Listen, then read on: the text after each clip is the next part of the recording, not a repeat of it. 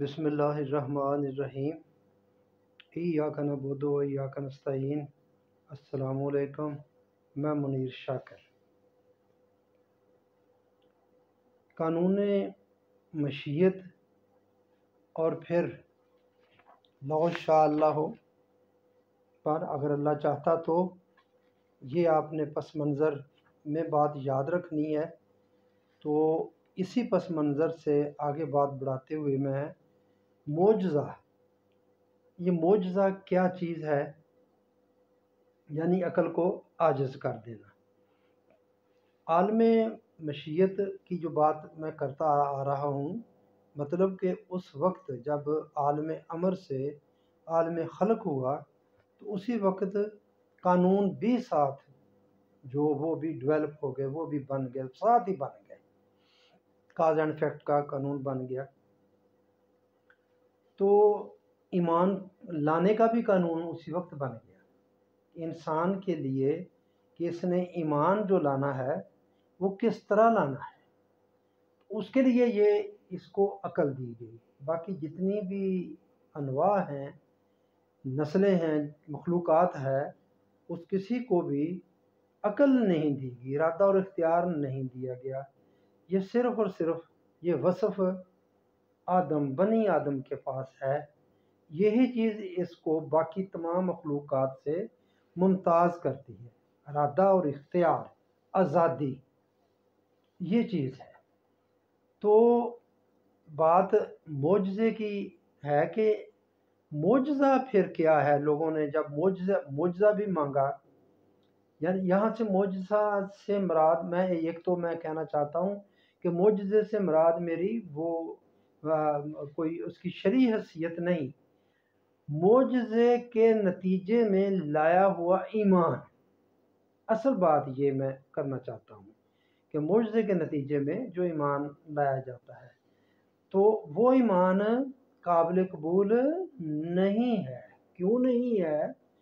کہ اللہ تعالیٰ نے انسان کو آزاد پیدا کیا، آزادی دی ہے، ارادہ اور اختیار دیا ہے۔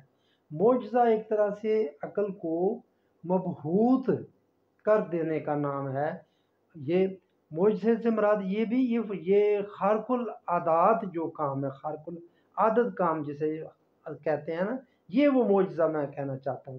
ویسے تو اللہ تعالیٰ کی بہت ساری نشانیاں ہیں، آیات لفظ آیا، آیات کا ترجمہ معجزے پہ کیا گیا، نشانیاں کیا گیا، وہ نشانی مانگتے ہیں۔ تو یہ میری مراد یہ ہے، ما فوق الفطرت، خارق عادات کام جو ہے وہ۔ تو یہ اس کے نتیجے میں لایا ہوا ایمان قابل قبول نہیں ہے۔ لوگوں نے بھی مانگی یہ نشانیاں، اس طرح کے معجزات، اور خود نبی اکرم صلی اللہ علیہ وآلہ وسلم کے دل میں بھی شاید خیال آیا ہوگا، تو اس پر بھی اللہ تعالیٰ نے جواب دیا، ذرا تھوڑا سا سخت جواب ہے، وہ بھی اس کا ذکر بھی میں یہ عرض کرنا چاہتا ہوں۔ تو یہ اس پر ایمان جو معجزے کے نتیجے میں لایا ہوا ایمان، یہ قابل قبول کیوں نہیں؟ اس لیے نہیں، یہ بات یہ قابل قبول اس لیے نہیں کہ جو ایمان لانے کا قانون ہے یہ اس پر پورا نہیں اترتا۔ اللہ کا جو قانون بنایا ہے، اس نے جو اصول دیا ہے اس نے ایمان لانے کے لیے، یہ اس پر پورا نہیں اترتا۔ اصول کیا ہے؟ عقل دی ہے انسان کو، ارادہ اور اختیار دیا ہے، اور غور و فکر کرنا ہے آپ نے اس دعوت پر جو نبی دیتا ہے، نبی پر جو کتاب نازل ہوتی ہے، اس کے ذریعے جو دعوت سامنے آتی ہے دین کی، اس کو قبول کرنا ہے، وہ ہے ایمان۔ ہم پیدائشی طور پر مسلمان ہیں، چلے آ رہے ہیں، شاید پتہ نہیں ہمارا ایمان بھی اس پر پورا اترتا یا نہیں اترتا۔ ایمان وہی قابل جو غور و فکر کے بعد آپ اس پر قائم ہوں گے تو وہ ایمان قابل قبول ہوگا۔ تو یہاں بس یہ معجزہ میں اس کے سلسلے میں بات کرنا چاہتا ہوں۔ یہ بھی ایک تھوڑی سی بات کر دوں کہ نبی سے جو خارق عادت کام ہو اس کو ہم معجزہ کہتے ہیں۔ جو کسی ولی اللہ سے یا مسلمان سے کوئی کام اس طرح کا خارق عادت کام سرزد ہو جائے تو اس کو ہم کہتے ہیں کرامت ہے، اور اگر کسی غیر مسلم سے یہ بات ہو جائے تو ہم کہتے ہیں یہ شعبدہ بازی ہے۔ چیز ایک ہی ہے، اگر آپ غور کریں نام اس کے ہم نے مختلف رکھے ہوئے ہیں، درجہ بندی ہم نے مختلف کی ہوئی ہے۔ تو یہ میں تھوڑی سی اس کی ایکسپلین کر دوں۔ معجزے کی شرعی حیثیت پر میں بات نہیں کر رہا، قرآن جو جس طرح ہم مانتے آ رہے ہیں چلتے آ رہے ہیں وہ بات بھی اس میں نکل آتی ہے کہ جب معجزے کے نتیجے میں لایا ہوا ایمان ہی اللہ کو قبول نہیں، تو پھر وہ ایمان، پھر وہ معجزہ اللہ کیوں دے انبیاء کرام کو؟ پھر ایسا کام انبیاء کرام سے کیوں کروائے؟ انبیاء کرام سے تو کام اللہ ہی کرواتا ہے، یہ صرف انبیاء کرام کی ہے۔ ہم جو لوگ کہہ دیتے ہیں اللہ ہم سے دین کا کام لے لے یا کر لے، یہ بڑا ہی غلط بات کرتے ہیں۔ یہ کام صرف وہ انبیاء کرام سے لیتا ہے اور کسی سے کام نہیں لیتا، اس لیے انبیاء کرام کا کوئی حساب کتاب نہیں ہے، کیونکہ کام ہی جب ان سے اللہ نے لیا اور اللہ نے ان سے کام کروایا تو اللہ پھر کیا اس کا حساب لے؟ وہ ان کا حساب نہیں ہے۔ بعد میں یہ بات ہی میں آپ کے سامنے ایکسپلین کرنا چاہتا ہوں کہ معجزہ جو میں نے عرض کر دیا اس معجزے کے نتیجے میں لایا ہوا ایمان قابل قبول نہیں۔ اگر وہ مان قابل قبول نہیں تو پھر اللہ معجزہ کیوں دے انبیاء کرام کو؟ تو لوگ جو اس کی معجزے کی افادیت بیان کرتے ہیں، جو معجزات کے قائل ہیں اور کہتے ہیں کہ انبیاء کرام پر معجزات ان کو ملے اللہ تعالیٰ کی طرف سے، تو اس کی افادیت وہ یہی بیان کرتے ہیں کہ اللہ تعالیٰ اس کے ذریعے لوگوں کو ایمان پر لانا چاہتا ہے۔ تو یہ ایک طرح سے جبر ہے، ان کی عقل کو مبہوت کر کے موف کر کے اس طرح ان کا ایمان لانا یہ قابل قبول نہیں۔ بڑی مشہور آیت ہم بول دیتے ہیں، لا اکراہ فی الدین، دین میں کوئی زبردستی نہیں، یعنی کہ زبردستی کا لایا ہوا ایمان اللہ کو قابل قبول نہیں ہے۔ تو میں یہ بات میں آپ کے سامنے رکھنا چاہتا ہوں، پیدائشی طور پر صاحب اختیار و ارادہ یعنی انسان، یہ پیدائشی طور پر صاحب اختیار و ارادہ یہ ہے۔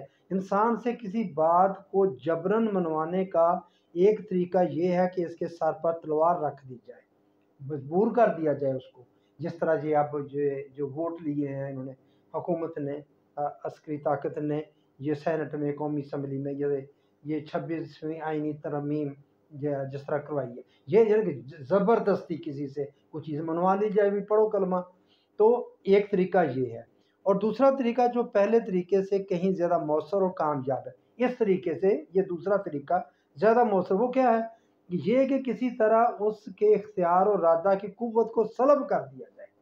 جو اللہ تعالیٰ نے اس کو انسان کو ارادہ اور اختیار دیا اس کو کسی طریقے سے سلب کر دیا جائے، نشہ پلا کر، کلوروفارم سنگا کر، یا اب ہیپناٹزم کے ذریعے مسحور کر کے اس کو، یا آپ سمجھیں کہ یہ عقیدت جو ہے یہ بھی ایک نشہ ہے، یہ بھی آپ انسانی عقل کو یعنی کہ مسحور کر دیتی ہے اور سلب کر لیتی ہے عقیدت، بندے کا عقل کام ہی نہیں کرتی، دلائل کی طرف منطق کی طرف بندہ جاتا ہی نہیں ہے۔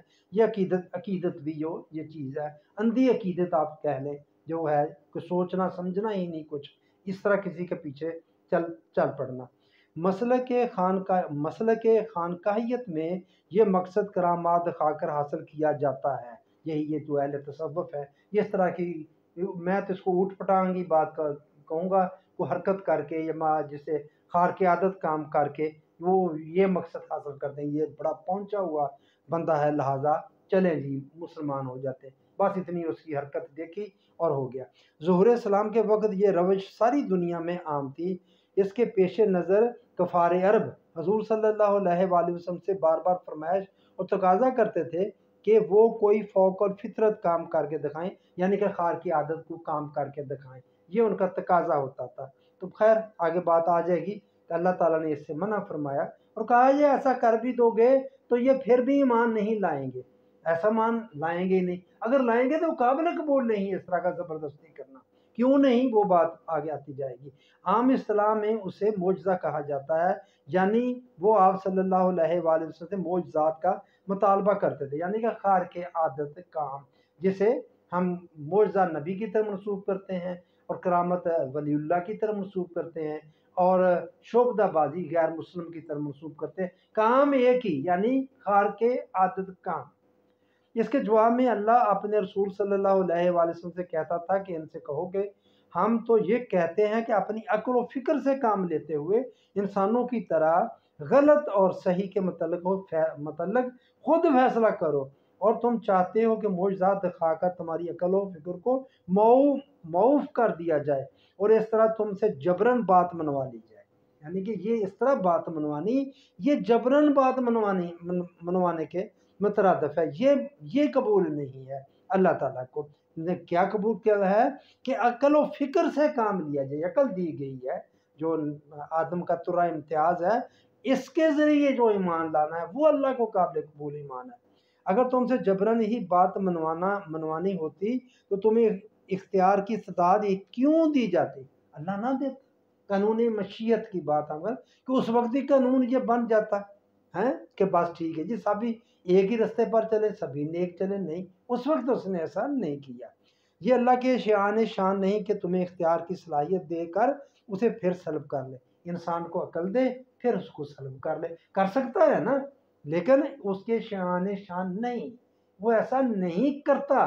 یہ بڑی اہم بات ہے جو ہم کہتے ہیں کہ وہ کر سکتا ہے یا نہیں کرتا، وہ سب کچھ اللہ کرتا ہے۔ بھئی سب کچھ اللہ کر سکتا ہے، کرتا نہیں ہے۔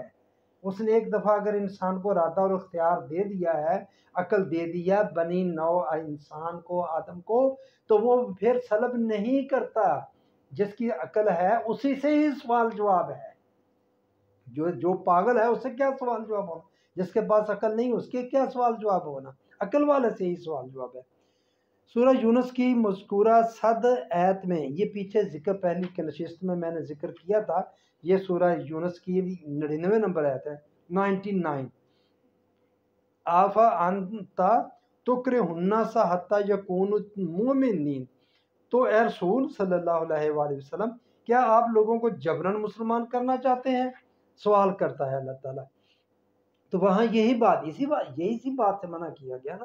آپ چاہتے تھے، آپ کا مطلب آپ شفیق دل تھے، نرم دل تھے، آپ چاہتے تھے کہ سب لوگ مسلمان ہو جائیں، یہ آگ میں نہ جائیں، گمراہی کے راستے پر نہ جائیں، جس کا نتیجہ آگ ہے۔ تو انہیں مجبوراً مسلمان بنا دیا جائے، یعنی کہ اللہ جہاں رسول اللہ صلی اللہ علیہ وسلم سے کہا گیا کہ کیا آپ چاہتے ہیں کہ انہیں مجبوراً مومن بنا دیا جائے، تو اس سے کفار کے اسی مطالبہ کی طرف اشارہ ہے۔ سورہ انعام میں ہے وَقَالُوا لَوْلَا نُزِّلَ عَلَيْهِ آیَاتٌ مِّن رَّبِّهِ، آیات، یہ لوگ کہتے ہیں کہ اللہ اپنے رسول کو کوئی معجزہ کیوں نہیں دیتا، کوئی آیت کیوں نہیں دیتا، کوئی یہ خارق عادت کام۔ قرآن اپنے طور پر ایک معجزہ ہے، یہ الگ بحث ہے۔ میں یہ بات یہ جو معجزہ مانگتے ہیں وہ یہ خارق عادت کام، اس کی بات کر رہا ہوں۔ اسے معجزہ حصی بھی کہتے ہیں۔ قل ان اللہ قادر علی ان ینزل آیۃ ولکن اکثرهم لا یعلمون، یہ نام کی 37 نمبر آیت۔ ان سے کہو کہ معجزات کا رونما کر دینا اللہ کے لیے ناممکن نہیں، لیکن انہیں اس حقیقت کا علم نہیں کہ وہ ایسا کیوں نہیں کرتا۔ یہ بات جاننے کی کوشش کرو کہ وہ ایسا کیوں نہیں کرتا۔ ایسا کرے گا تو اس کا وہ جو بنایا ہوا قانون ہے ایمان لانے کا وہ سلب ہو جاتا ہے، وہ ختم ہو جاتا ہے۔ ایسا وہ کرتا نہیں، اپنے قانون سے روگردانی کرتا ہے، وہ اپنے قانون کو توڑتا نہیں۔ سورۃ آل عمران کی 9 نمبر ہے، اپنے وعدہ خلافی نہیں کرتا، حالانکہ کر سکتا ہے۔ کہو کہ اللہ تعالیٰ وعدہ خلافی نہیں کر سکتا، کر سکتا ہے، لیکن نہیں کرے گا، وہ کہتا میں نہیں کرتا۔ وہ چاہتا یہ ہے کہ تم اپنی عقل و بصیرت سے کام لے کر صحیح اور غلط کا فیصلہ کرو۔ وہ تمہاری عقل و فکر کو معوف کر کے، مبہوت کر کے تم سے حقیقت منوانا نہیں چاہتا۔ معجزے سے یہ بات ہوتی ہے، معجزہ سے یا کرامت سے یہ بات ہوتی ہے، اس لیے وہ اس طرح نہیں چاہتا کہ تم مانو۔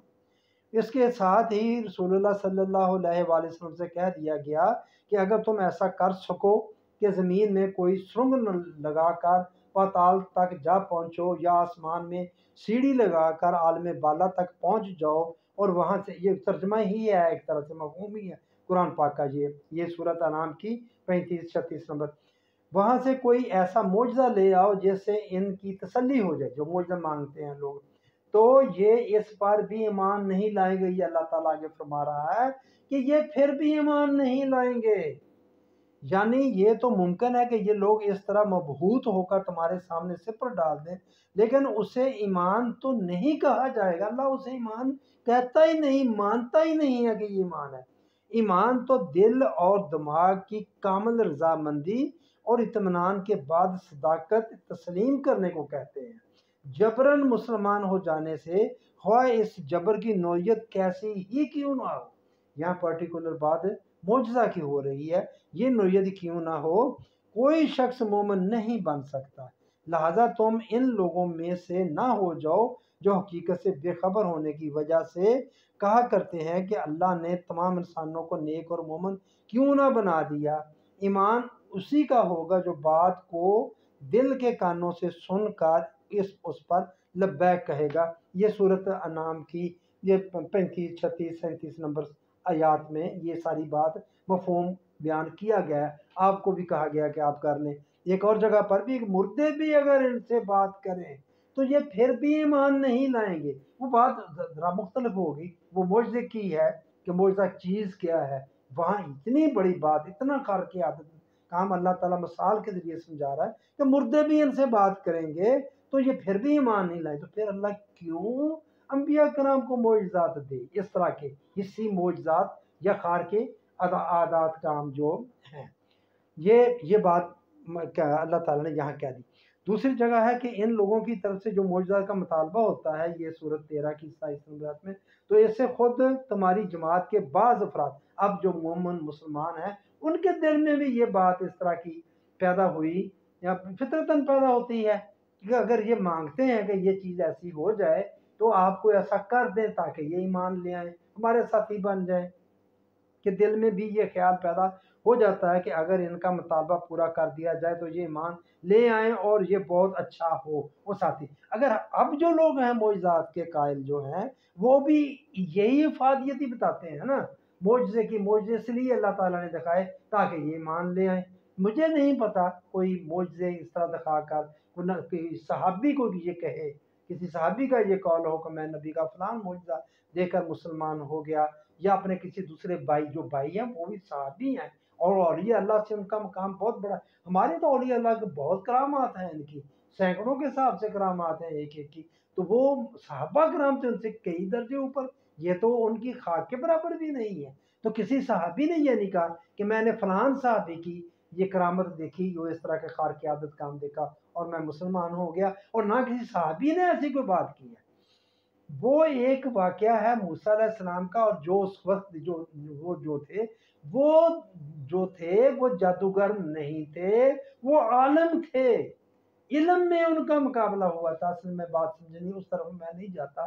آپ خارق عادت احکام یہ جو میں عرض کر رہا ہوں، ان سے کہہ دو کہ اگر کوئی ایسا قرآن بھی ہوتا جس سے پہاڑ چلنے لگ جاتے اور زمین کی دور دراز کی مسافتیں آنکھ چھپکنے میں طے ہو جاتی ہیں، حتیٰ کہ ان سے مردے بھی بولنے لگ جاتے، تو بھی یہ لوگ مومن نہ بن سکتے۔ یہ قرآن کہتا ہے، انہوں نے پھر بھی مان نہیں لانا تھا۔ یہی وجہ ہے کہ اللہ نے تمام امور کو اپنے قوانین کے تابع رکھا ہے۔ یہ سورۃ 13 کی 31 نمبر کا حوالہ ہے، اس میں یہ مضمون پایا جاتا ہے۔ اور اس باب میں اس کا قانون یہ ہے کیا کہ جو لوگ عقل و فکر سے کام نہیں لیتے ان پر معاملہ مشتبہ رہ جاتا ہے، یعنی کہ ایمان نہیں لاتے، شک میں رہتے ہیں، گمان میں رہتے ہیں۔ یہ سورہ یونس کی 100 نمبر آیت کی بات ہے، جو لوگ عقل و فکر سے کام نہیں لیتے۔ کتنا زور ہے قرآن پاک میں، عقل و فکر سے ہے، فکر کرنے کو بھی عبادت قرار دیا گیا ہے۔ اس کے بعد کہا کہ کیا اب بھی تمہاری جماعت کے لوگ اس بات کو نہیں سمجھے کہ اللہ یشاء اللہ لہدی الناس جمیعاً، یہ 13 صورت ہے اور 31 نمبر اس کی ہے۔ اگر اللہ کی مشیت کا تقاضا ہوتا تو اس کے لیے کچھ بھی مشکل نہیں تھا کہ وہ انسانوں کو پیدا ہی اس طرح کر دیتا کہ وہ سب راہ راست پر چلتے۔ یہ قانون مشیت، اگر اللہ ایسا چاہتا اس وقت ہی تو سارے ایک ہی راستے پر چلتے۔ تو پھر جب اس وقت اس نے ایسی زبردستی نہیں کی، ان کو آزادی دی، تو پھر اب آزادی دے کر اب کیوں زبردستی لوگوں کو یہ حق پر چلائے، ایمان پر چلائے؟ یہ نہیں کرتا۔ تو پھر آپ یہاں سے وہ بات بھی دیکھ لیں جو ہم بڑے وثوق سے کہہ دیتے ہیں اور عقیدہ جبریہ بھی ایک طرح سے بالکل بنا دیتے ہیں، جو دلوں میں یہ شاء وہ یہادی میں یہ شاء اللہ، جسے چاہتا ہے ہدایت دیتا ہے، جسے چاہتا ہے گمراہ کر دیتا ہے۔ تو میرے بھائیوں پھر کیا بات ہوئی؟ اللہ تو نہیں ایسا کرتا، وہ کہتا ہے تم خود عقل و فکر سے کام لو۔ معجزے کے نتیجے میں لائے ہوئے ایمان کو اس لیے وہ نہیں مانتا، اسی لیے وہ منع کر رہا ہے نبی اکرم صلی اللہ علیہ وآلہ وسلم کو بھی، اور ساتھ یہ بھی بتا رہا ہے کہ اگر کر بھی دو تم ایسا کچھ تو یہ پھر بھی ایمان نہیں لائیں گے۔ تو میرے بھائیوں بس یہی میں بات آپ کے سامنے رکھنا چاہتا تھا۔ معجزے کی شرعی حیثیت نہیں، معجزے کے نتیجے میں لایا ہوا ایمان اس کی کوئی حیثیت نہیں ہے۔ کیوں نہیں ہے؟ وہ جبر ہے، وہ عقل کو معوف کر کے، یہ ہپنوٹزم ہے، معوف کر کے، مبہوت کر کے اس سے بات منوائی جاتی ہے۔ اللہ ایسی بات کو نہیں مانتا، وہ کہتا ہے سوچ بچار کر کے، اپنی عقل کو استعمال کر کے۔ سورہ یوسف کی 108 نمبر آیت میں اللہ تعالیٰ انبیاء کرام اور ان کے جو پیروکار ہیں ان کی دعوت کا ذکر کرتا ہے۔ وہ کس طرح دعوت دیتے ہیں؟ وہ اعلیٰ وجہ بصیرت دعوت دیتے ہیں، منطق پر، عقلی دلائل پر وہ دعوت دیتے ہیں، بات ہی عقل کی ہے تو اس پر دعوت دیتے ہیں۔ اس پر جب غور و خوض کرنے کے بعد دعوت کو قبول کرتا ہے تو وہ صاحب ایمان کہلاتا ہے، اس کو کہتے ہیں ایمان لایا بندہ۔ یہ اس طرح یہ معجزات پر نہ تو ہوتا ہے نہ کوئی ایسی بات ہے، لیکن ہم چلے آ رہے ہیں، لگے ہوئے ہیں قرآن پر، پتہ نہیں کتنے سارے معجزات ہم نے اس طرح کے خار کی عادت کام بنائے ہیں اور ان پر ایمان بھی رکھتے ہیں کرتے۔ میں آپ کو عرض کر دیا جو مجھے سمجھ آئی کہ اس طرح معجزہ دکھا کر، خار کی عادت کام دکھا کر لایا ہوا ایمان اللہ کو قابل قبول نہیں۔ کیوں نہیں؟ کیوں یہ جبر سے لایا گیا ایمان ہے، جبر نہیں، انسان کو آزاد پیدا کیا گیا، صاحب اختیار اور ارادہ پیدا کیا گیا، عقل دی گئی ہے، اور طریقہ ایمان کا جو ہے اصول اس نے جو طے کیا اس وقت طے کیا عالم مشیت میں، یہ قانون مشیت اس کو کہیں گے کہ کیا آپ نے غور و خوض کرنا ہے، عقل کو استعمال کرنا ہے اس دی ہوئی دعوت پر، پھر اس دعوت کو آپ نے قبول کرنا ہے۔ تو بس میرے بھائیوں میں یہ بات آپ کے سامنے رکھنا چاہتا تھا، تو یہ آپ کے غور و فکر کے لیے، آپ کی مہربانی، آپ نے میری بات سنی۔